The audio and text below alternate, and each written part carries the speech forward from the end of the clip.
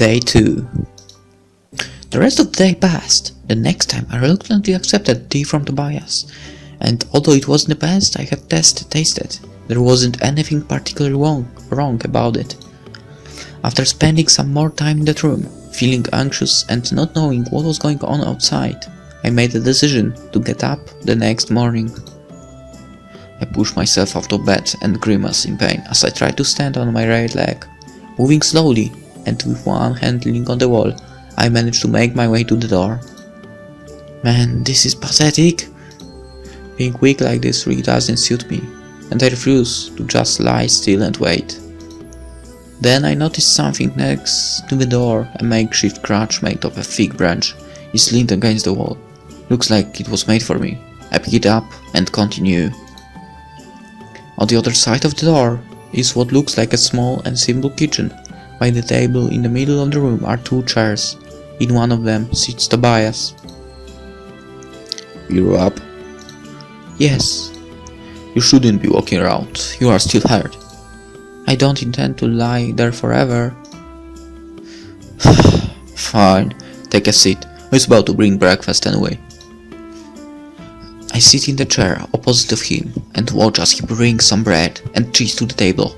He also puts a kettle over and pours me another cup of that strange tea. I send it another suspicious look as he places the cup before me. What are you doing up here all alone? I'm a hunter. That doesn't explain much. That's how it is. What an unfriendly character. But I honestly do want to know if he found any clues of what became of the others. If he's a hunter, then maybe he sees these things when wandering about in the mountains. So, you were hunting when you found me? Yes, obviously. Have you? I hesitate. I'm still not sure how much I can trust this guy. You don't have to be so suspicious of me. I don't care if you came from one or the other side, or if you are a nun or warrior. As long as you concentrate on getting better soon, so you can go on your way, then we can all be happy. With this outburst, Tobias rises from his chair and clears his plate off the table. He then grabs a bag near the door and turns his back on me. I have to go. Remember to drink your tea. The door closes and I am alone. For a second, I just sit and stare at the door. What was that? What an idiot. As if I needed help from that kind of person. He just walks away without giving me a chance to respond, takes my weapon away, and treats me like this. My head starts hurting again. Probably because I let myself get riled up like this. I decide to return to my room. We have been traveling for 3 days on foot already.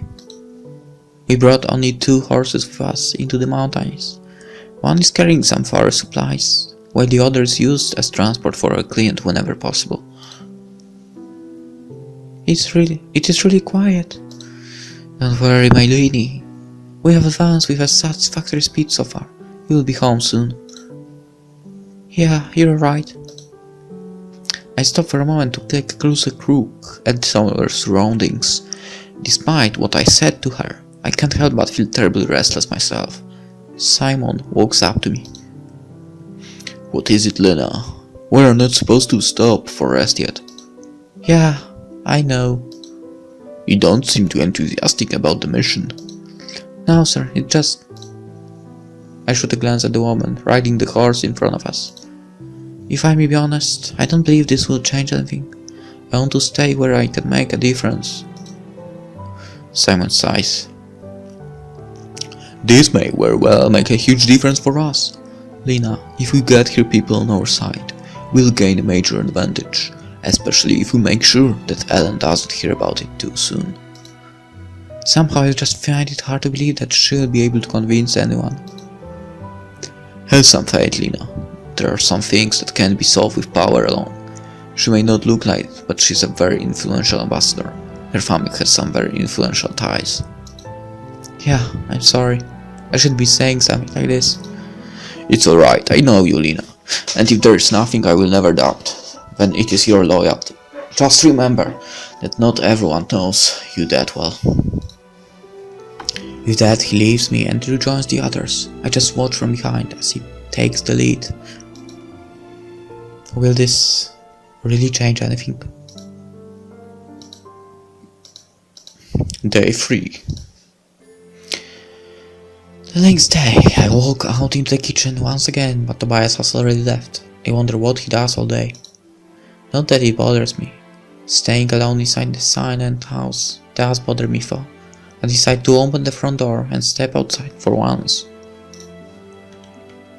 I lean up against the crutch that Tobias made for me and observe the area. The sun is shining again today, and a pleasant breeze brushes through the leaves and grass.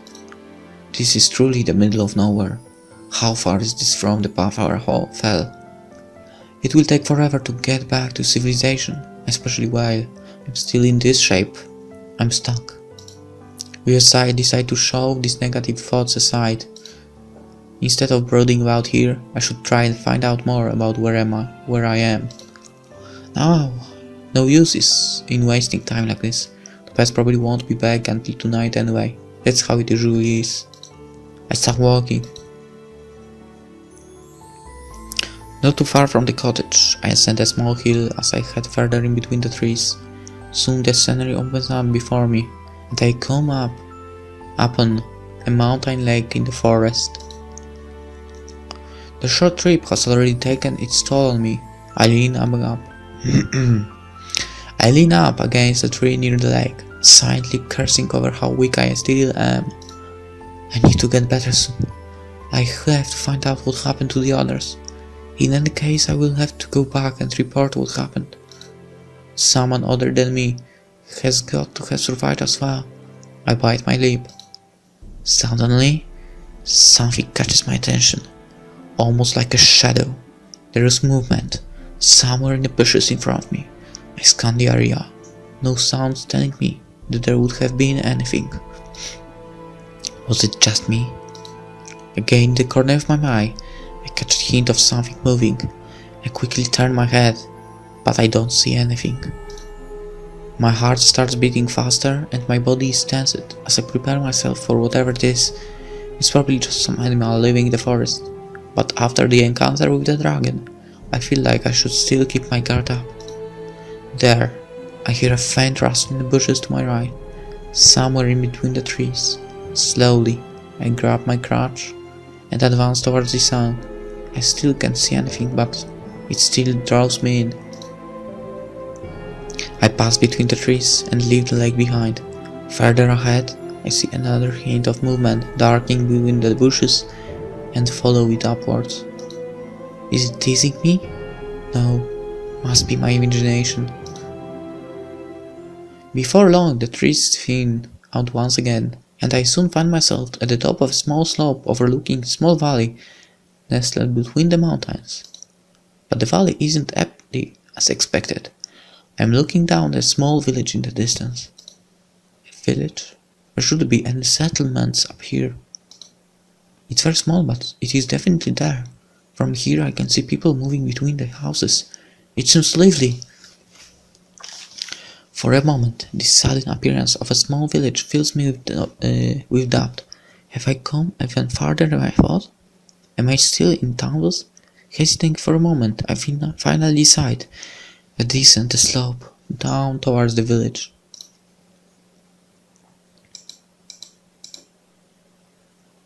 I wander slowly through the village, while watching my surroundings in disbelief.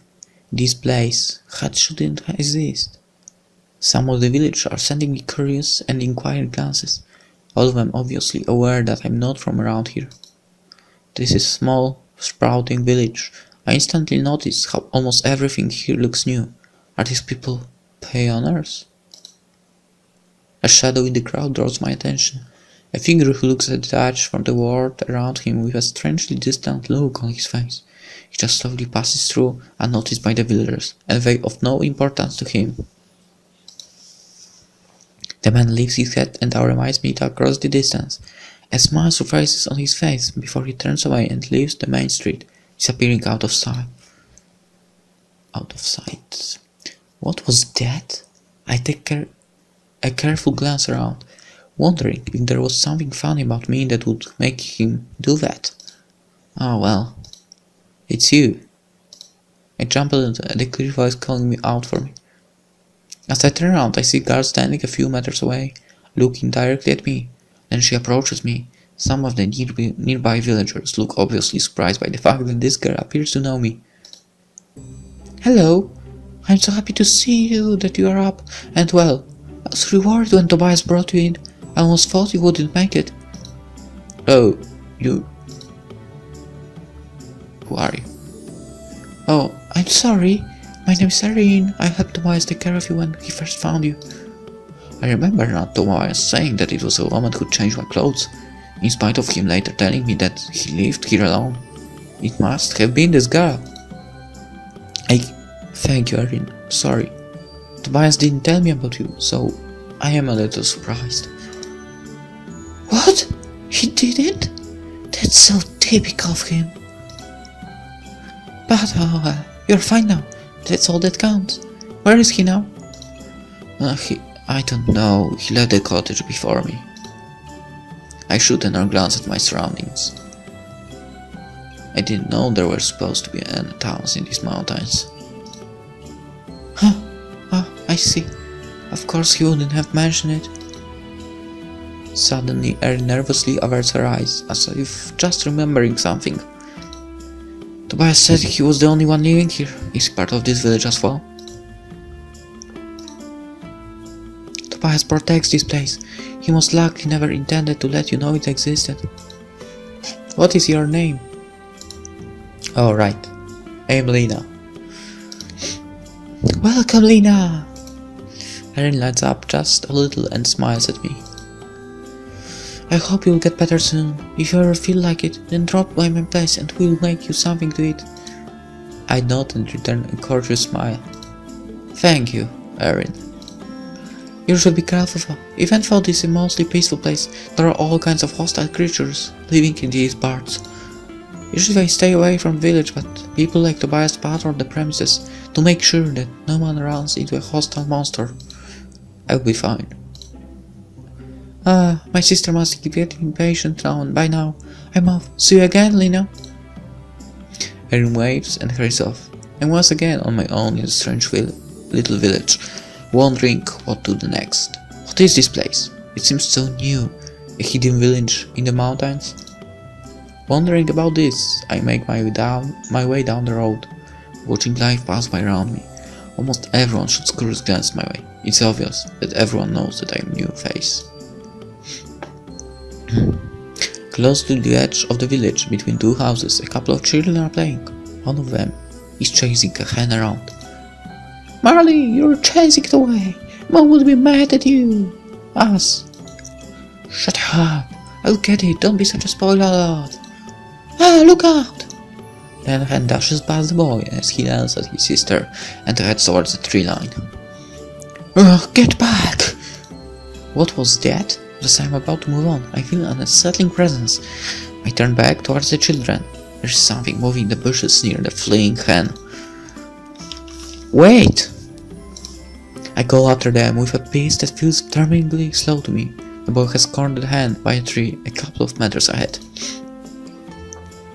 See, I told you I could catch it. He proudly moves forward to get a hold of the panicked hen, and there it is. The bars behind the boy rustle, and something comes lunging out. Marley! My crutch is swung in an arc through the air, pounding the attacking shadow. Whatever it is sent flying. The boy looks back at the spectacle, his mouth open in surprise at what is happening. My crutch used as a mock-up sword, I suddenly lose my balance as I instinctively step down on my bad leg. After the attack, pain shoots up through the leg, and I bite my teeth together as I stumble backwards. But instead of falling to the ground, my gut bumps into something. I feel my arms being caught from below, as something keeps me from falling over. Take it easy there. You don't look like you're in a state fit for jump around like that. Huh? I open my eyes and realize that I have fallen backwards into the arms of a stranger. That was some swing, you alright? At that teasing tone, his voice makes me frown in annoyance. Would you be so kind as to let go of me? The man grins at my complaint. Oh, so cold. You sure you can stand? He helps me up as I find my balance with the crutch and turn around and get to see him more clearly.